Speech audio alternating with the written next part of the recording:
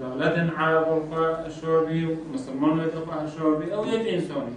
يك أو ديك كم وقت تعبير كتشكيل كم وسيلة شدة معلومة حتى أفنى خشين ها أفنى يوم الزمن بيده هم مسلمان خود كردين که خشين اگه حرکت نگه تاگر ندارم بیشتر ما چیش به مصر ما چیش به ویدیو ام بیشتر ما چیش به شرنخش انسان می‌بینه شرنخ چقدر یه زمکار هر یه بس سبب نخشی هر انسانی ببید کاره و بیکه شورش جواکی لیده چه بود سال دارم جلد میشی فقط عند شرنخ خرجتش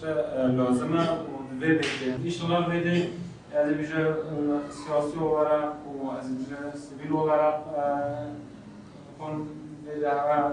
دست بیگی ها دست به خواهی که شلون سر در باز بی و اف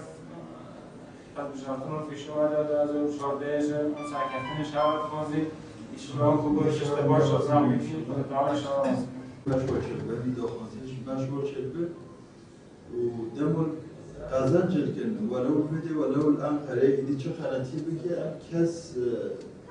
نوبی اوری کار خلاتی برینی حال سبا خالدرم هر کس که نخواهی داده خوده بشون اون کسی که خلاتی هل نباشه فقط میره بیرم کس نوچی یا خون یوزنام اوجه بناسه چیه یعنی هر کس که به شخصیت خود بگناتی و مادی شوهای منفعت که شو بگنامی شکل بشه ما از پنو که راشیوی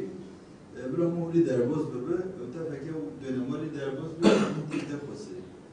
بجو بیبیم مشمالات ما همه فکر ببیاریم کن وقت سیاستچی نقنجی که بکه حقارت که بکه برای مملکت ما تشکیه ما بفروشه و یا دست خود دانسته هم فکر هجومی سریع بکه که همه تلف ناکی همه بلاغ ناکی انشاءالله